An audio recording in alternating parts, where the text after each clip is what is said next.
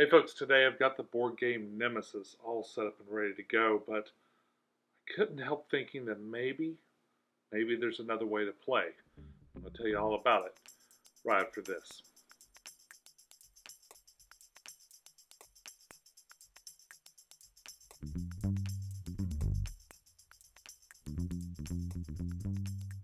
Hey YouTube, this is Tech, and unless you've been living in a hole, you may have heard about the very thematic, very atmospheric game called Nemesis. We're going to play the 6-hour-long, very thematic Nemesis. Now, Nemesis can be played in a number of different ways, and I want to take advantage of the cooperative scenario.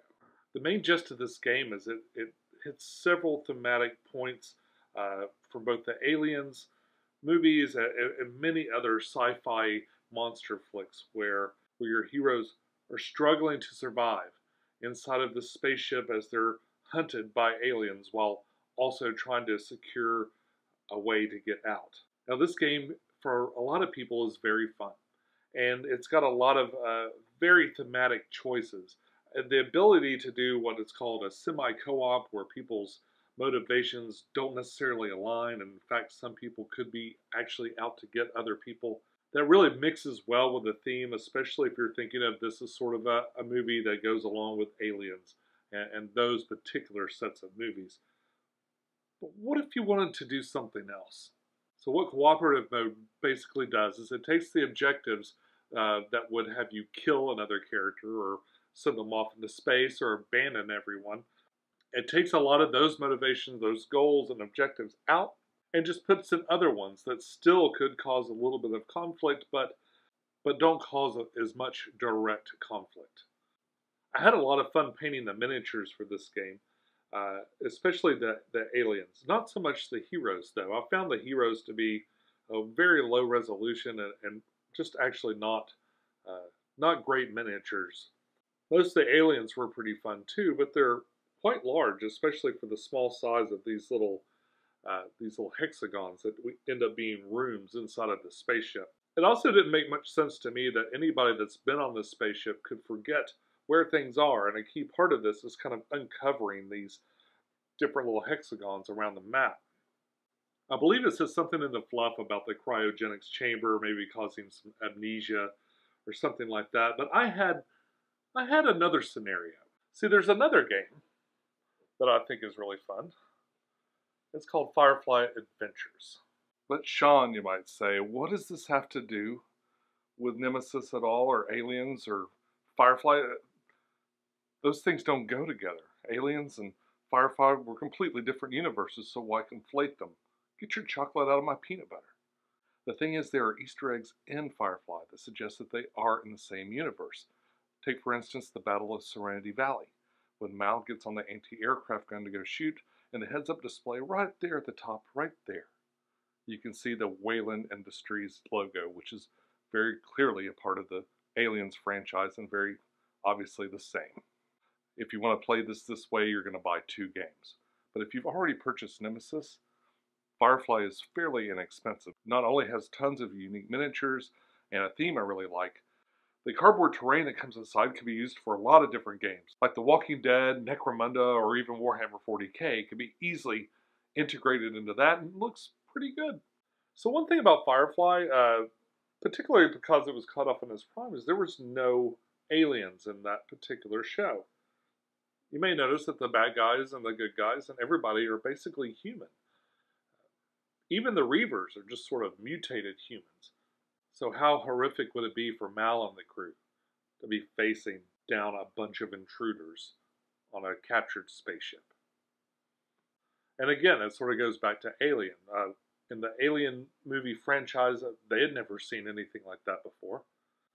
So why not have the same scenario just by switching out some of the archetypes? And what's great is most of the characters line up with the Nemesis characters because they're just heroic archetypes. You've got the captain, you've got the scout, you've got the pilot, you've got a soldier, and a mechanic. So for your Firefly Nemesis scenario, this is the story as I've seen it. So in this scenario, Mal, Zoe, and Wash have been kidnapped by the Alliance and placed into hypersleep as they await their prison sentence on one of the interior planets. And then, after being awoken prematurely, they discover one of their guards are dead. And now they're in a ship that they've never seen before, and suddenly it's been evacuated. So they choose to investigate. And as they investigate, they discover that the ship has been infected, and they do their best to survive. Another thing that could be swapped out for this game are the escape pods. And here's one of the little painted ones that I've done. So you can easily swap out this for, and just say it's one of their shuttles in a docking bay. And just kind of do the same rules that apply to, like, you know, being able to undock the shuttle. Maybe a self-destruct sequence triggers these things, or God forbid someone dies, and that triggers these things to come loose. Probably another thing to consider are the coordinates. The coordinates on a standard game go to Earth, Mars, Venus, and deep space. You know, you could easily say, well, now Earth is just as bad as going to Mars or Venus, and make deep space your rendezvous point in case something happens with the rest of the crew that did not get abducted and placed onto the ship. It's just another way to kind of let your imagination run wild with these characters and kind of introduce a new flavor of Nemesis. It's a really simple thematic shift. It doesn't really change this game. It's just something fun to do. I love Firefly. I want more Firefly adventures. There's nothing like this in this game. It takes this game and just kind of makes it a little bit more familiar in a different way. A lot of the fun in playing Nemesis really comes from playing with the other rules, where you're not very sure if your teammates are actually trying to eject you into space or not.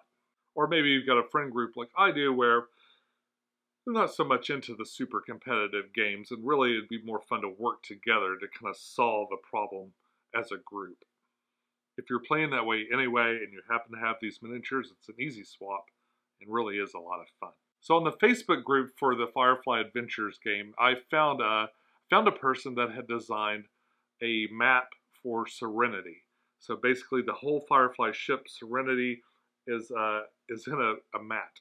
And the next thing I'd like to do is take, perhaps one of the intruders from this game and include it on Serenity. So it might be a good follow-up to this game. And I'd like to play Firefly Adventures, but with an intruder. Actually add an alien into this game, and then play on both, kind of swapping back and forth with the components. But folks, that's all I got for you right now. Let me know, did you think this was a good idea? Did you think it's crazy? What are your thoughts? I'd be curious to know.